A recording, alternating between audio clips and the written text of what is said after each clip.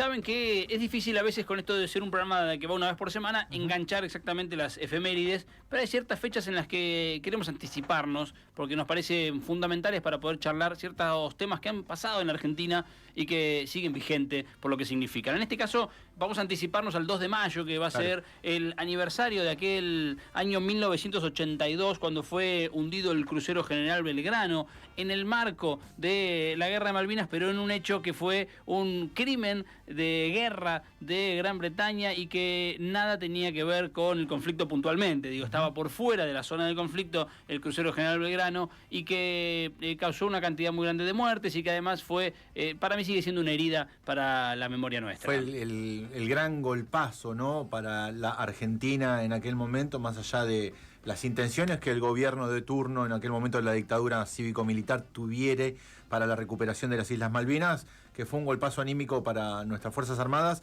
y sobre todo para la población y para los soldados que tuvieron que afrontar ese durísimo momento de comenzar de alguna manera las acciones bélicas con una pérdida tan pero tan importante. Vamos a hablar sobre este tema con un sobreviviente de aquel 2 de mayo del 82, del hundimiento del crucero General Belgrano, porque tenemos en línea a Jorge Navarro. Jorge, buenas tardes. Valentín Belce y Samuel Zamorano te saludan.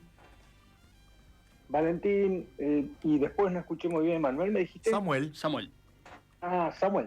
¿Qué tal, Samuel Zamorano? ¿Cómo estás? Sí, ¿qué tal? Buenas tardes. Bueno, encantado de poder participar, de poder aportar lo que desde mi lugar se pueda, tratar de, difundir lo que fue aquella gesta y de alguna manera, agradecerles a ustedes y, a toda la audiencia por estar muy atenta a lo que puede ser un aporte más, un granito de arena a lo que siempre reivindicamos, que hoy en día no es nada más y nada menos que es a los veteranos de guerra. Ese es el legado que nos han dejado. Totalmente. Sí, adelante. Cuando Aníbal Alexandrescu, nuestro productor, nos dijo que estaba la posibilidad de charlar con vos, nos generó mucha emoción, mucho interés. Jorge, ¿qué te genera a vos estos días que cuando se acerca la fecha del 2 de mayo, qué te pasa cuando se cumple un nuevo aniversario? Bueno, mira, en un principio te podría decir, tenemos toda una... a partir del 2 de abril, en realidad, y previo al 2 de abril también, se comienza con toda una movida que es muy importante, justamente porque estamos conmemorando el comienzo de lo que fue la gesta de Malvinas. Para mí particularmente el 2 de mayo tiene un significado especial, distinto. Lo vivo con mucha intensidad, lo vivo con cierto orgullo, lo vivo con tristeza también, con melancolía, pero con la fuerte convicción de saber que hicimos dentro de nuestras posibilidades lo mejor que pudimos en ese momento y que, hoy en día aquellos muchachos que quedaron en las aguas profundas de nuestro mar Atlántico están bien están bien representados, digamos, porque eso es un legado que nos han dejado ellos, ¿no? Es decir, mantener el orgullo de pertenecer a la dotación del crucero General Belgrano y el legado de estos muchachos es lo que tenemos como meta fundamental llegada a estas fechas, y la recordación que tenemos. Yo lo vivo intensamente porque además, y desde ya los invito para participar de la ceremonia que hacemos precisamente el sábado a las 16 horas, este sábado 2 de mayo, en la plazoleta Naciones Unidas, en la intersección de las avenidas Juan B. Justo y Avenida de los Trabajadores. Ahí hay una plazoleta que es del Rotary Club y ellos nos dieron un lugar, un espacio para que nosotros elijamos hace 14, 15 años el monumento en homenaje a los caídos del crucero General Belgrano. Así que estamos con toda esa gran movida también, organizando, invitando, recibiendo invitaciones, para participar en Miramar también, por ejemplo, hay un monumento. Es decir, en cada lugar, en cada sitio donde hay un veterano de guerra del crucero General Belgrano que ha fallecido, se erige este monumento y por supuesto estamos todos movilizados y motivados con volver a recordarlos como corresponde, ¿no? Claro. Con respecto a aquella jornada, 2 de mayo de 1982, ¿Qué recordás? ¿Qué estabas haciendo? ¿En qué sector del buque te encontrabas? ¿Cómo fue ese estruendo del primer torpedo? Entiendo que fueron 2 los impactos del submarino nuclear Conqueror. Bueno, sí, mira, en mi caso particular eh, es difícil tratar de describir la situación, más que nada por el medio radial, pero vamos a tratar de imaginarnos un barco donde el sector de adelante se llama proa, el Sí. sector de atrás se llama popa, la parte derecha, digamos, donde va el acompañante de un vehículo, es el estribor, y la parte de babor es la parte del conductor, ¿sí? Como para que más o menos nos situemos.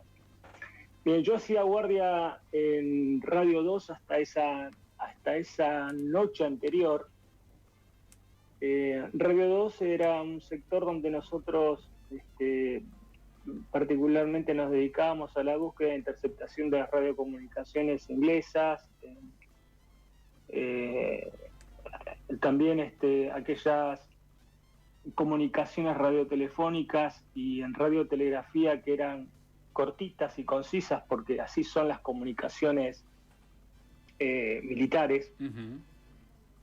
Y en el supuesto caso de que hubiera algo en inglés, obviamente se grababa en una casetera y posteriormente, bueno, eran traducidas por un traductor, que en ese caso teníamos un conscripto y teníamos 2 oficiales que estaban a cargo. Mi lugar de trabajo era precisamente ese, pero hacía 2 o 3 días anteriores un compañero mío que trabajaba en Radio 1, que se situaba en el puente de comando, y teniendo la misma especialidad mía, me había preguntado si estaba de acuerdo en cambiar esa guardia, ese sector, claro, porque los dos cubríamos un horario de trabajo que era de 4 a 8 de la mañana, y después de 16 a 20 se repetía esa guardia.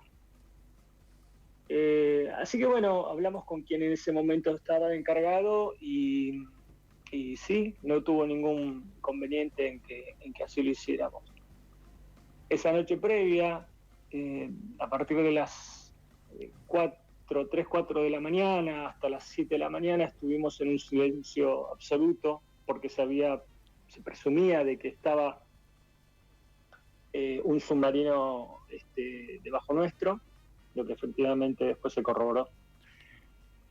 Entonces, esa condición de estar en puesto de combate tenía que ver con estar en forma absolutamente silenciosa. No había una sola emisión de comunicaciones, los motores se apagaron, no había luces. Transcurrido este tiempo, nos dieron la libertad para continuar con las tareas habituales. Y en mi caso, bueno, obviamente, como yo hacía de 4 a 8, me quedaba una horita para terminar de concluir ese momento. Así que bueno, me dediqué a descansar hasta el mediodía. Bueno, pasé a almorzar y a las 15:30 me fui a pegar una ducha, porque bueno, también los tiempos en lo que es una unidad como el crucero Belgrano tenía limitado tanto el tiempo para bañarse, el tiempo para descansar, es decir, hay toda una coordinación que la totalidad de la dotación estaba empapada y sabía cómo manejarse. Así que bueno, en mi caso esa fue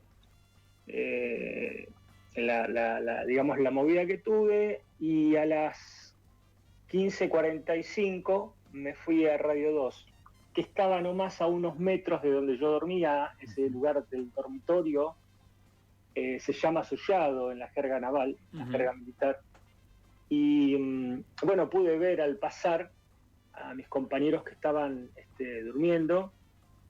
Me apersoné en lo que era la Radio 2, y ahí ya estaba mi compañero, que es el el que iba a hacer esa guardia. Le pasé las novedades, le expliqué qué era lo que debía hacer, cómo lo debía hacer, los tiempos que se debía tomar, a quién debía recurrir, etcétera.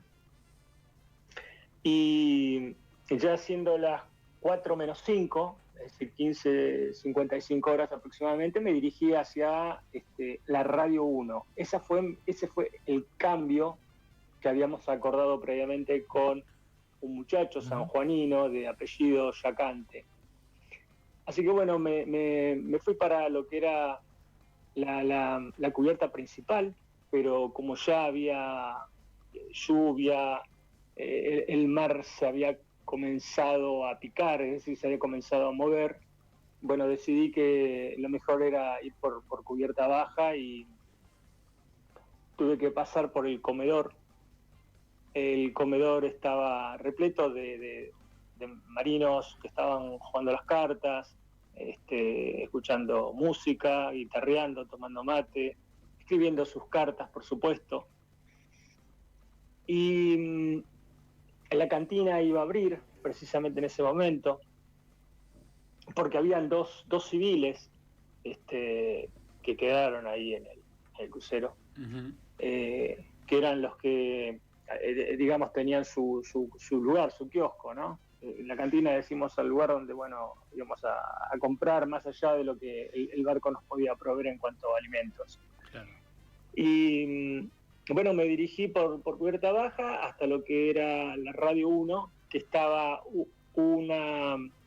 digamos, un escalón inferior al puente de comando, es decir, donde está el comandante. Una vez que ingreso a la Radio 1, me presento, digo que es mi primer día de guardia a este lugar, por el motivo del cambio que hemos realizado con Yacante, con este muchacho sanjuanino. Justo estoy atento a que había una radio en AM que estaban escuchando el partido de Boca contra Estudiantes y pregunto cómo va el partido, yo soy bostero, y en ese momento me dicen gana Boca 1-0, e inmediatamente escucho una tremenda explosión, un cimbronazo que sacudió todo ese sector, quedó a oscuras, comenzó a aparecer humo y seguidamente otro tremendo estruendo, tal como si fuera un accidente de tránsito en cuanto a dos vehículos, bueno, claro. Pero fue estremecedor porque semejante mole uno jamás podía llegar a imaginar que esto pudiera llegar a suceder. Y me di cuenta de eso porque, bueno, comenzamos a salir de a uno de la radio y a ver con gran asombro lo que había pasado con la proa del barco, que tenía aproximadamente 15, 16 metros de faltante. Le había volado de tajo el segundo torpedo, porque el primer torpedo fue exactamente al comedor de la tropa y también a la Radio 2. Jorge, ¿por qué es importante hablar del crucero General Belgrano? ¿Por qué es importante que la gente sepa qué pasó? ¿Por qué para vos es importante el Belgrano? Bueno, por muchos motivos. El crucero General Belgrano tiene el lamentable dato de tener el mayor número de muertes en lo que fue el conflicto con Inglaterra. Después también tiene el lamentable dato de tener al soldado más joven, con 16 años, un salteño. Y porque, bueno, nosotros estábamos totalmente dispuestos a dar la vida por lo que consideramos que es justo, por aquello porque obviamente nos pertenece por historia, por geografía, por documentación que obra en la actualidad, y que, bueno, ante los diversos llamamientos de Naciones Unidas a tener una conversación, a sentarse a hablar acerca de la soberanía.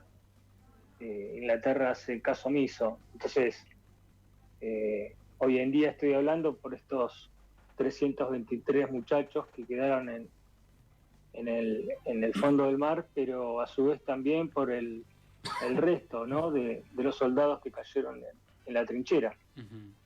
Para nosotros, Jorge, es muy importante esta nota, queremos agradecerte este ratito y reforzar la invitación para el sábado, entonces, allí en Juan B. Justo y Avenida de los Trabajadores a las 16, ¿no? Para que se sume la gente en este homenaje del 2 de mayo y queremos agradecerte de verdad, Jorge, este ratito, No, por favor, muchísimas gracias a ustedes por darme este espacio.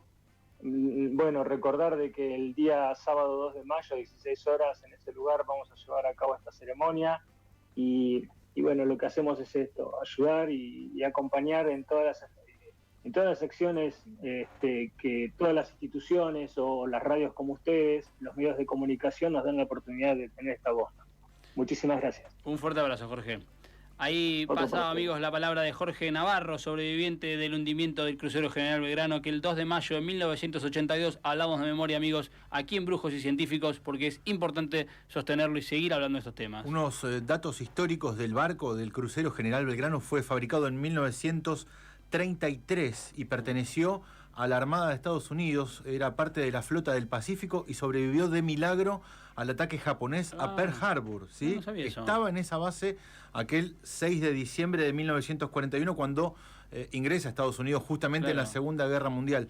El crucero, en ese momento llamado USS Phoenix, forma parte de la flota estadounidense durante toda la Segunda Guerra Mundial y durante misiones posteriores a la Segunda Guerra Mundial, hasta que en 1951 es comprado por el gobierno de Perón a la Armada de Estados Unidos para formar parte de la Armada Argentina y es bautizado como Crucero 17 de octubre. Es asignado el 17 de octubre de 1951.